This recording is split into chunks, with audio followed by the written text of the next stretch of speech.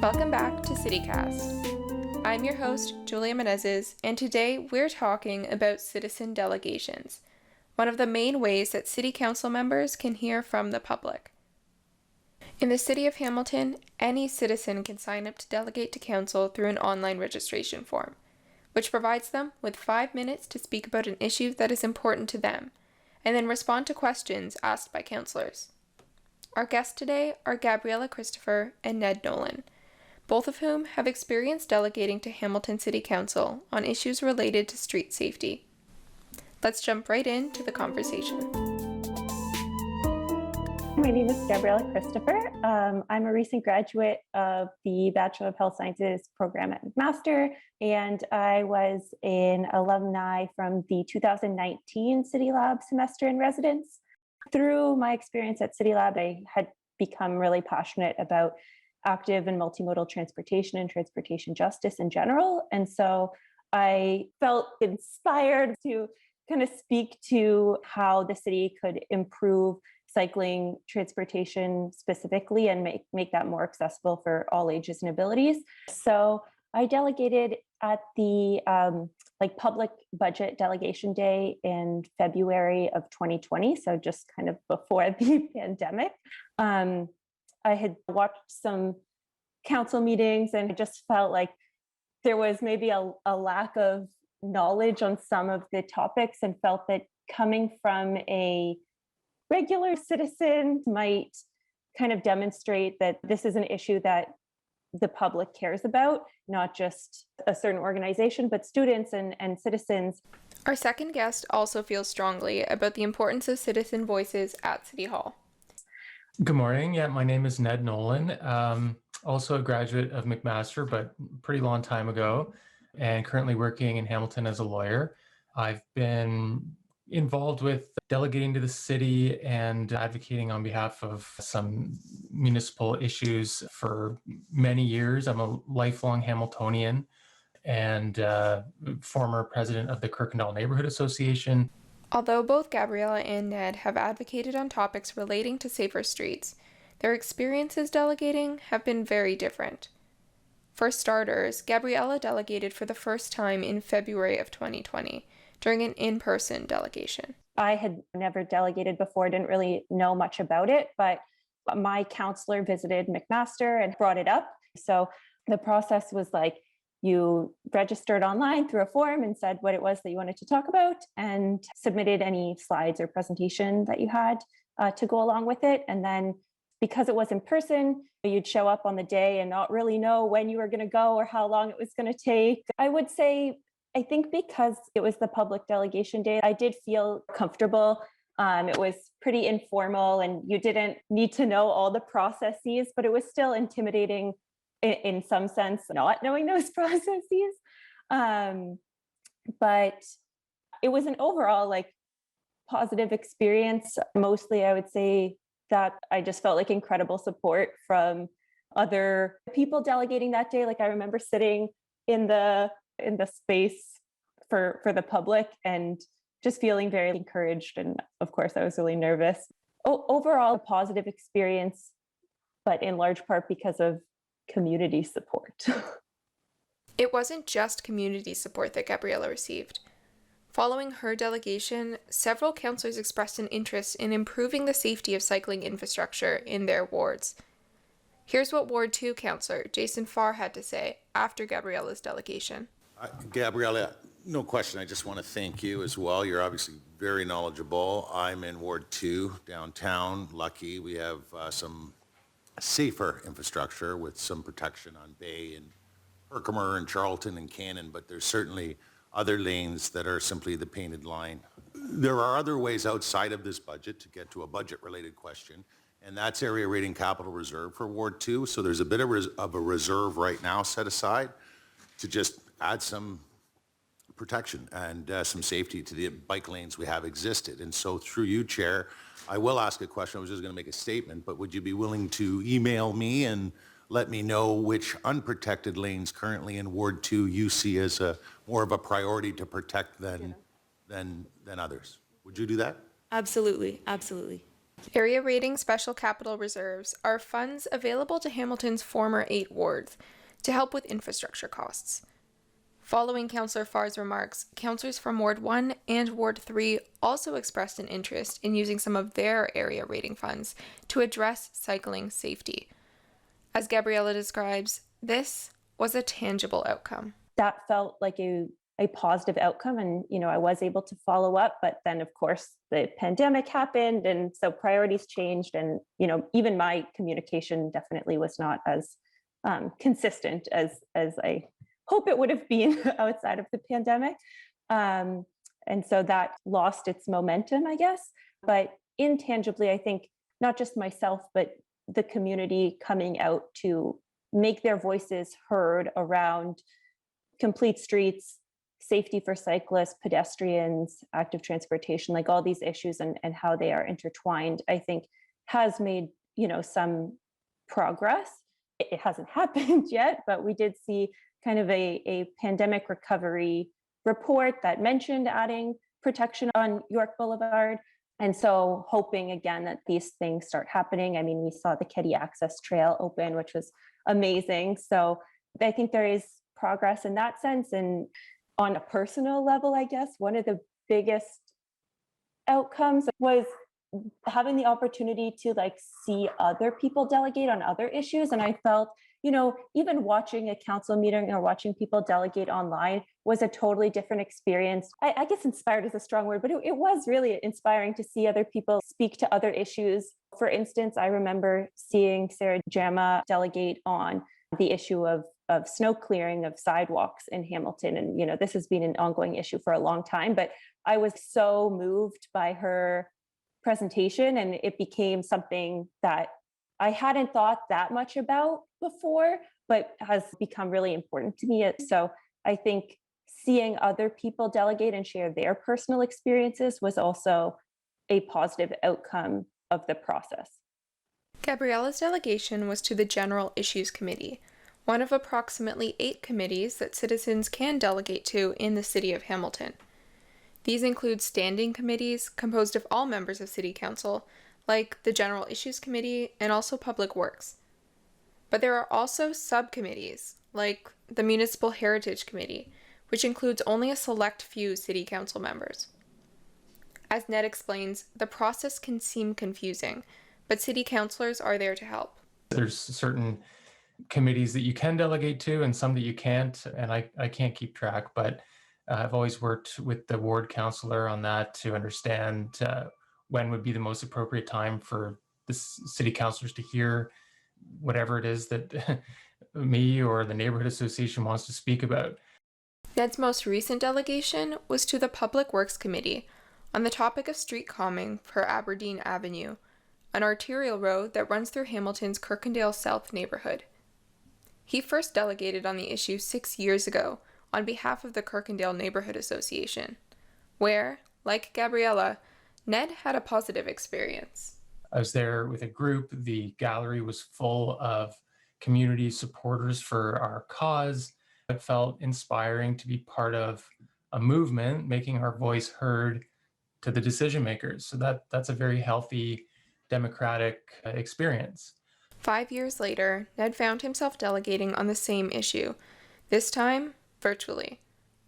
After his first delegation, city staff had drafted a Safe Streets report for Aberdeen that recommended adding a lane for parked cars as a buffer between drivers and pedestrians. Several opponents to these changes voiced their concern about this plan, and the issue soon became the subject of controversy. When Ned returned to delegate on the issue in September of 2020, his experience wasn't so positive.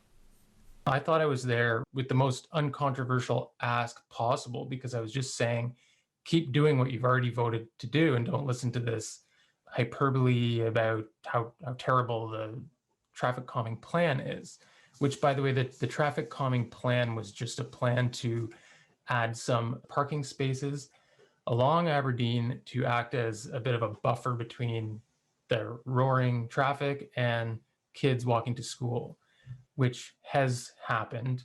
It did pass. That's another subject as to whether it's very helpful or not, because the street is still pretty nasty. But Anyway, I was there just to say, do the parking lane, and your staff think it's a great idea. They're the experts. You've already voted to do something, so why don't you do this? And what happened was a number of angry counselors, sort of old boys club counselors, somehow got it in their mind that I'm an activist, I'm their enemy, I have some adversarial relationship with them because I care about my daughter's safety when I'm walking her to Montessori, and just grilled me on the subject. I wasn't ready for it. I wasn't expecting it. And it wasn't even about listening to my answers. It was about sort of turning me into an example or just a soundboard for them to espouse their political views on the subject. I was called names. I was called a liar. I was called a hypocrite. Some counselors were red in the face yelling at me over Zoom. So major deficit of courtesy and respect, totally unprofessional from some of these counselors. I was pretty shocked about it.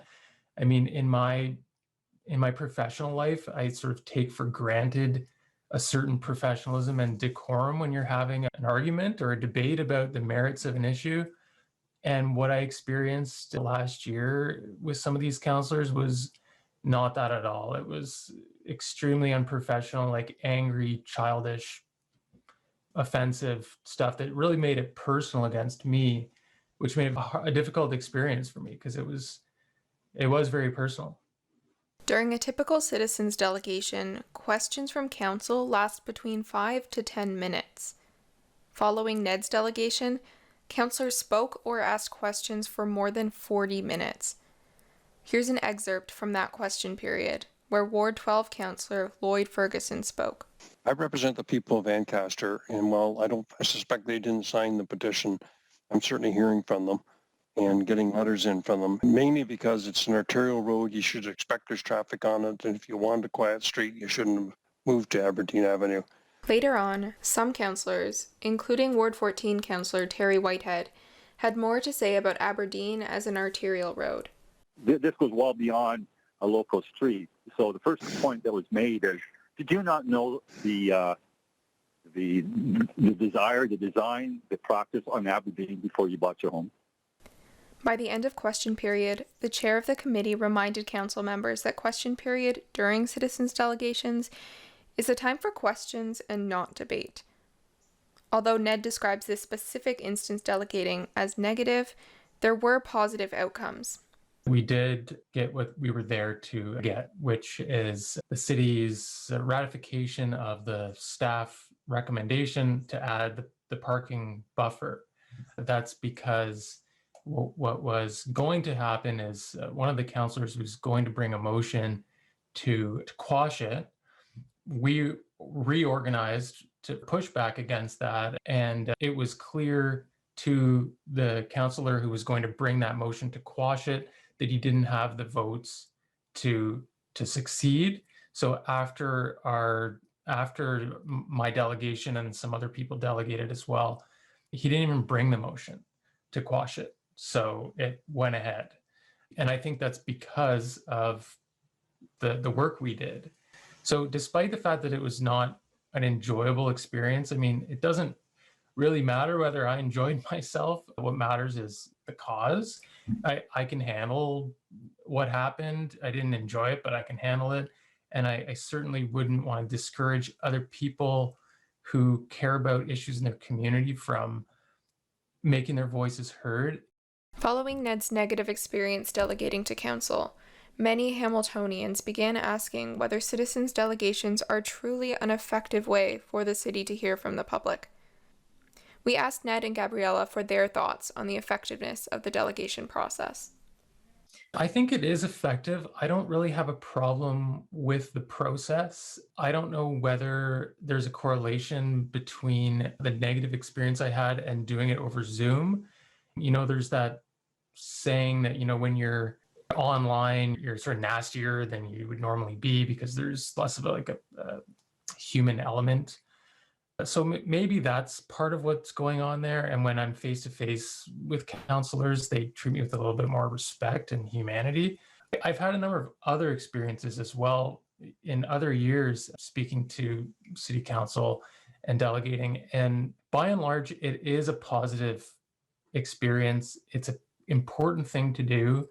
And the more of us do it and try to educate these people some of whom have been in their jobs for 30 years and are maybe a little bit out of touch with reality and the grassroots these days, the better that is for our democracy. It's not just about changing someone's mind or having them vote the right way. It's about creating more consciousness in your community about the issues you're there to speak about. It's about meeting like-minded people and forming movements and boosting your counselors' sense that they're doing the right thing that the community wants them to do, which makes them more powerful advocates. So I think the process is good. I mean, it could be a little more accessible in terms of knowing when you're supposed to go throughout the day, knowing what kind of forms you have to fill out. But again, I think depending on your counselor, you can get a lot of the support you need on those technical issues from the counselor and from the city clerk. I would echo a lot of what Ned has said. I think absolutely citizen delegations should be an effective way for the city to hear from the public. As he mentioned, it's one of the most powerful tools we have as the public to make our voices heard. That said, I think it is kind of contingent on council respecting community engaged opinions and valuing community engaged opinions. So whether that's coming out of a delegation and really listening to what's being said and not attacking somebody, but also having effective engagement prior to a decision being made, because sometimes it's too late. Like you're making a decision about a very minute detail, and the question is really like, should this even be happening in the first place? Not should it happen this way or this way, for instance. So I think definitely it is an effective tool, but it needs to be valued and respected for it to be effective. Respect from council members is not the only factor needed for citizen delegations to be effective. As Gabriella describes, there are also barriers built into the delegation process. You don't know when you're going to go. And so as a result, it's really challenging if you're somebody who has a commitment work-wise or family-wise during the day and can't just take, extended unknown periods out of your day to go to council. Maybe less so when it's virtual and you can kind of, just have it next to you while you're doing other things. So maybe continuing to make virtual delegations an option and normalized, I guess, after the pandemic. Also, communication about public delegation days and your opportunity to delegate as a citizen. I didn't really know that was an option, a thing that I could just sign up to do until, somebody told me I could do that. So I don't know if that's really the city's role to not advertise, but just make it known that we want to hear your voice, whether that is a delegation or otherwise. Both Gabriella and Ned commented on the fact that the opportunity to delegate is not widely promoted by the city. Still, both agree that the process is valuable. On a personal level, it made me more comfortable being engaged in municipal issues. And just prior to my delegation, I was hesitant if, one person delegating is really going to make a huge change, regardless of the issue. And I think in some ways, I guess I still kind of feel that way. I've heard some really powerful delegations and still heard council vote the opposite way. So I guess I feel more engaged, but also not completely hopeful. It's also important to mention that there are other ways that the community can make their voices heard. Certainly, writing an email to your counselor or providing a written delegation is also an option.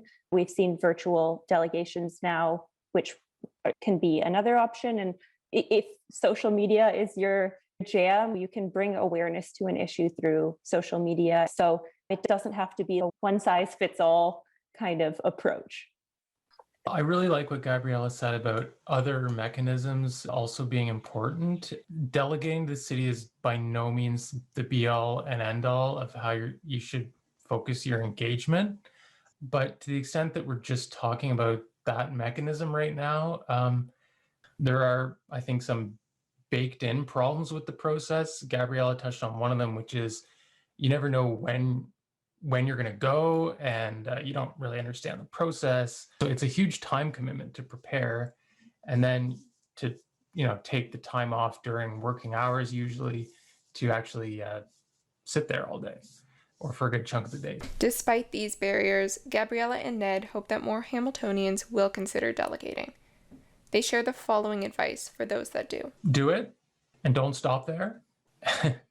And be prepared, know your stuff, and don't back down just because you're maybe asked some tough questions. I think in a way the fact that one of my many experiences doing this was not a positive one, personally, probably even backfired against the counselors who were going on the offensive against me and the others who were advocating for what I was advocating for. So it was, like I've said earlier, it was a political success, although a very minor one. But in other words, the negative experience is very manageable, and if it's going to happen, and might even be a source of political victory, because I think these counselors ended up looking very bad in the public eye for the way they handled themselves. I would again echo, I guess, a lot of what Ned has said. Do it. It's not as intimidating as it sounds, and you don't need to hold a powerful position at some organization to have your voice heard. You can go as a citizen, and sometimes that's even more powerful because they see how important it is to you that you're just going as a person. With that in mind, I guess one previous thing that Ned said about reaching out to your counselor and the city clerk if you have questions about the process and how things work. I personally didn't do that. I didn't know that I could just email the city clerk if I wanted to. So definitely take advantage of those resources and other resources within the community of people who might have prior experience delegating or be passionate about the same issue, just to help you feel that sense of community going into the process. But absolutely do it, go for it, make your voice heard. Has this episode inspired you to delegate to council? Citizen delegate registration forms are available on the City of Hamilton's website at hamilton.ca/council-committee. As always, you can send any questions or comments to citycast@citylabsir.org or reach out to us on social media at citylabsir. Thanks for listening.